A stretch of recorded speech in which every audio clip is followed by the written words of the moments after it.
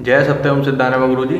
जय सत्यम सिद्धानंद आशीर्वाद। गुरुजी, एक यूट्यूबर भक्त का काफ़ी अच्छा प्रश्न आया है, मैं पढ़ के सुनाता हूँ।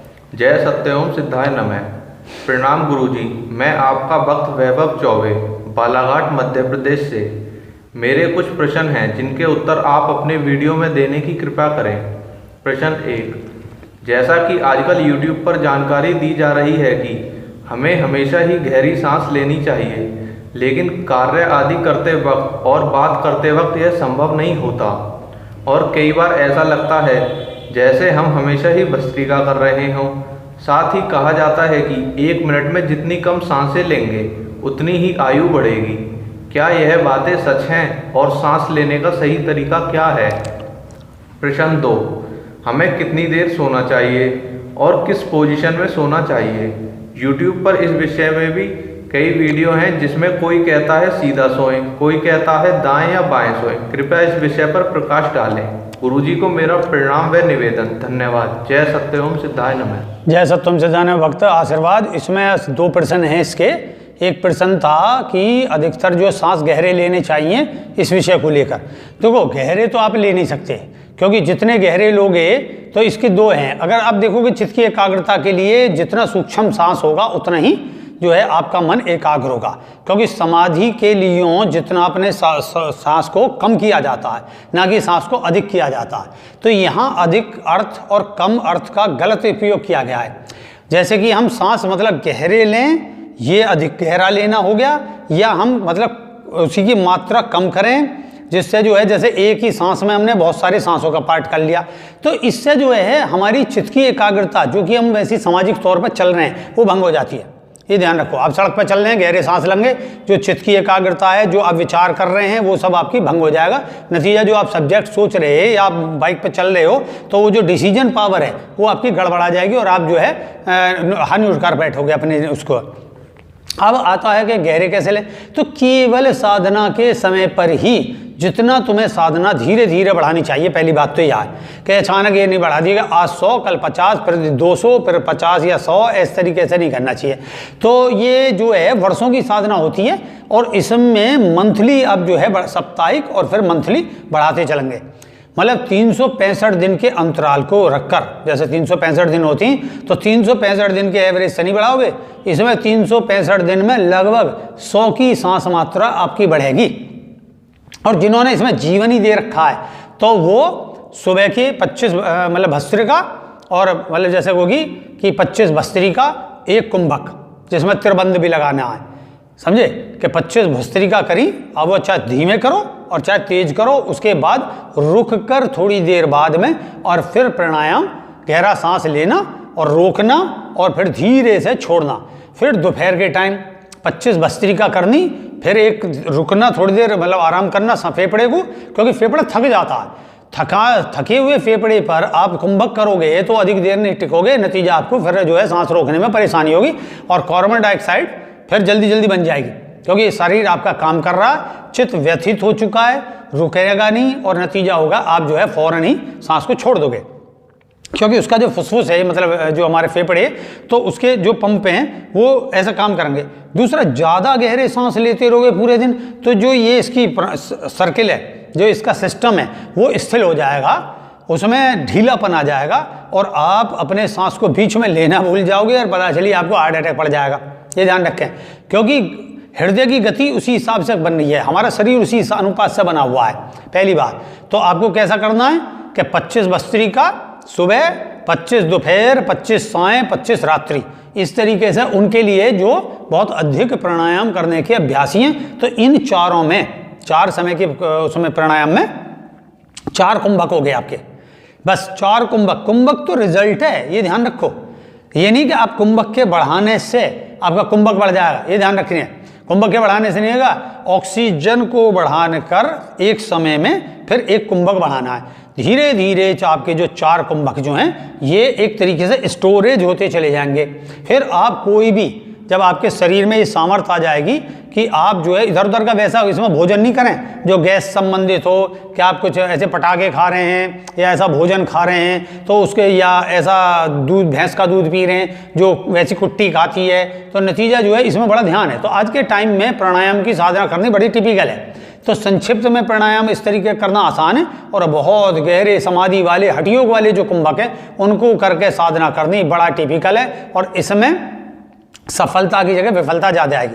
तो फिर भी जो मैं बता रहा हूँ तो तुम्हारे भक्तों के लिए कि 25 सवेरी रुके, थोड़ा आराम करा, फिर एक कुंभक खींचा, फिर जो है कुंभक खींचने पे मतलब धीरे थोड़ा तेज से सांस लिया, रोका, त्रिबंध लगाए, मूलबंध, जालंधर बंध, उड़ियान बंध, और लगाने के बाद में फिर जो है जितनी देर रोका उसमें अपना जो कोई भी गुरु मंत्र पढ़ें जिससे आपका मन का विचार, मतलब मन जो है एकाग्र रहे और मंत्र में लगा रहे, और फिर उसके बाद धीरे धीरे छोड़ दें। और फिर 25 भस्त्रिका दोपहर करी, फिर एक कुंभक इसी प्रकार, और फिर शाम को, और फिर रात को। अब यहाँ भोजन भी आएगा। तो भोजन में फिर क्या करेंगे कि भोजन अगर तुमने ये खूब हैवी डाइट लेके फिर ये सब कुंभक करे तो ये आप नहीं कर सकते। तो इसमें जो खिचड़ी में जैसे नॉर्मली सारी जो है खिचड़ी जो है सादा बनती है, उसमें घी की मात्रा, गाय का घी, ये 1 चम्मच मिलाकर बढ़ाएं। एक समय खिचड़ी, एक समय आपका भोजन शाम का जैसे आपने खिचड़ी कर ली, या सुबह का खिचड़ी कर ली, शाम का भोजन कर लिया, और थोड़ा बहुत भीगे हुए चने, बहुत थोड़े से चने, बादाम वगैरह ये करने जिससे आपकी सामर्थ्य डेवलप हो। तो भोजन का भी इसमें सारा ध्यान रखना है, तब आपका ये कुंभक प्राणायाम बढ़ेगा। और इस तरीके से पूरे दिन ये सब गहरे सांस लेना, धीरे से छोड़ना, ये व्यर्थ का, और मतलब इसे कहेंगे कि ये आपके लिए पूरा हानिकारक हो जाएगा। फिर सड़क पर जा रहे हो, वहाँ ऑक्सीजन तो है नहीं, वहाँ पर कार्बन डाइऑक्साइड भरी पड़ी है और कार्बन वैसा उड़ रहा है, वो सब आपके फेफड़ों में जाएगा, आपको बहुत जल्दी क्षति पहुँच जाएगी और आप जल्दी ही निरोगी की जगह रोगी हो जाओगे। ये विषय तो ये हो गया, आपको समझ में आ गया होगा। और कुछ रह गया हो तो पूछ लेना इस संबंध में। दूसरा विषय सोने के विषय में है नहीं, कि किस तरीके से सोना चाहिए। अब सोने का विषय तो ये है कि तुम्हारी साधना किस प्रकार, अब साधक की निंद्रा है या भोगी की निंद्रा है, मतलब योगी की निंद्रा है, भोगी की निंद्रा। तो अब जैसे कि आप नॉर्मली ऑफिस करते हो, 11-12 बजे तक खाना खा के निपटे हो, तो भाई उसमें तो जो है आप सोए 11 बजे के आसपास हो या 12 बजे के आसपास हो, और सोचो कि 4 बजे उठ जाओ तो बड़ा कठिन है, समझे।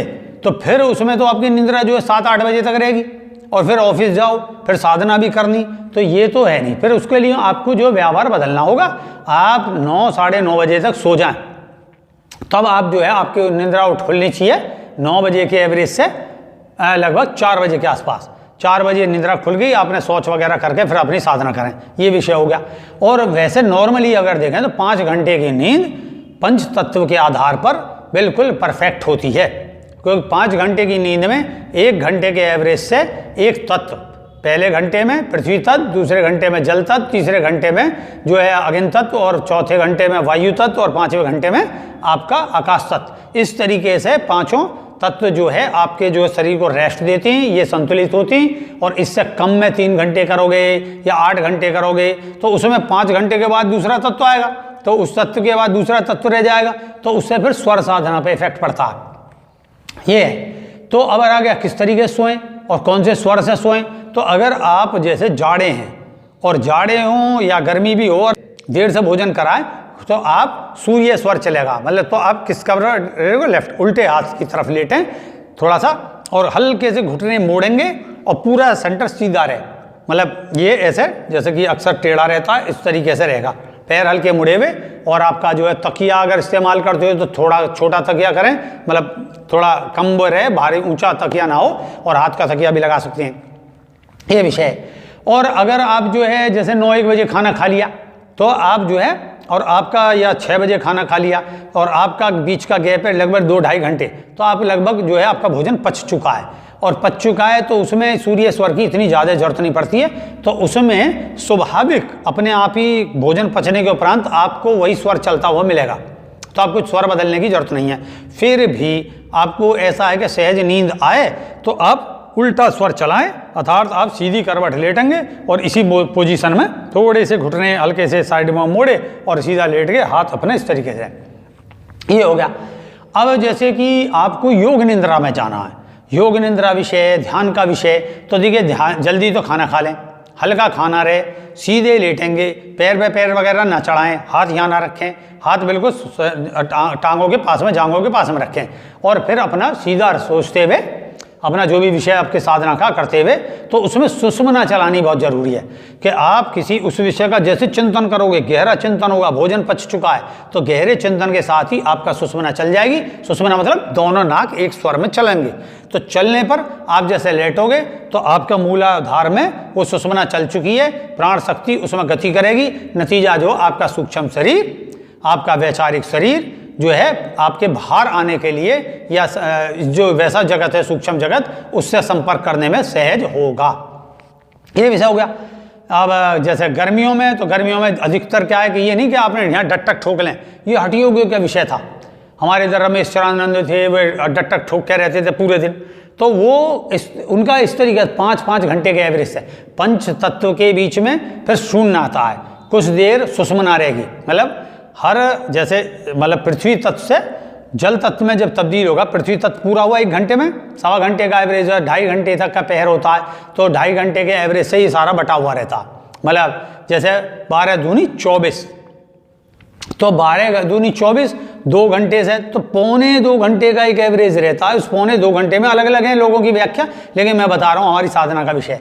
तो उसमें शून्य होता है, जैसे इस तत्व से, पृथ्वी तत्व से जल तत्व के बाद में जब परिवर्तन होगा तो बीच में एक शून्य होगा, ये तत्व इस तत्व के अंदर परिवर्तित करेगा, फिर इस तत्व में पूरी तरीके से परिवर्तित होकर ये तत्व शांत हो जाएगा, मतलब शांत का मतलब इसमें विलय हो जाता और ये तत्व जागृत हो जाता।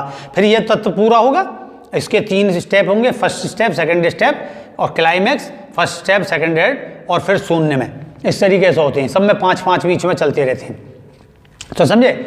तो इस तरीके से मतलब 2.5 नीचे, क्लाइमैक्स, फिर 2.5 नीचे, इसलिए वो कुंडली के 2.5 लपेटे, ये सब विषय।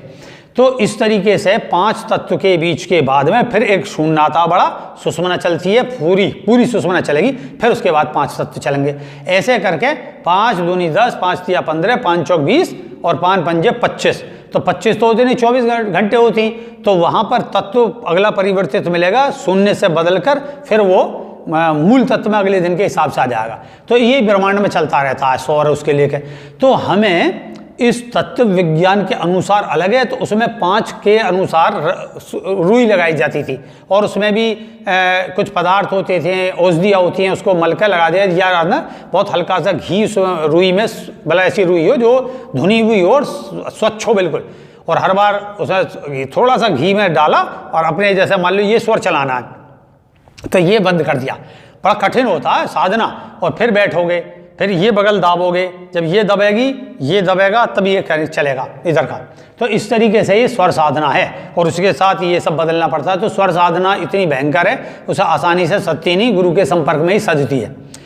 तो ये है विषय तुम्हारा। तो अब चंद्र स्वर, जैसे गर्मियों में तो चंद्र स्वर की मात्रा अपने आप, प्रकृति अपने आप, बस खान पान का ध्यान रखें, इतना गरिष्ठ भोजन ना करें कि शरीर में लोड पड़े और वो पंच तत्वों में अपने को कन्वर्ट करने के चक्कर में वो अपना संतुलन बिगाड़ दे।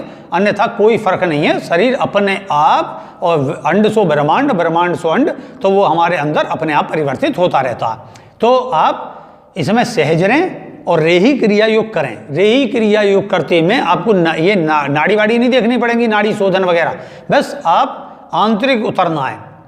क्योंकि सारा विषय कौन है? आँख के पीछे, कान के पीछे, श्रवण, मनन, चंद्र के सबके पीछे कौन है? मन।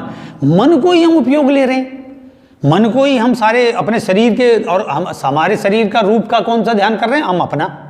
तो हम अपने ही मन का उपयोग, अपने आत्मा के मंत्र जो है सत्यम सिद्धाय नमः, इसका उपयोग, इसको श्रवण करना, इस पर मनन करना, और अपने ध्यान का विषय, रूप का ध्यान का विषय अपना शरीर, और शरीर से हम सूक्ष्म फिर धीरे अंदर उतर जाएंगे बहुत जल्दी।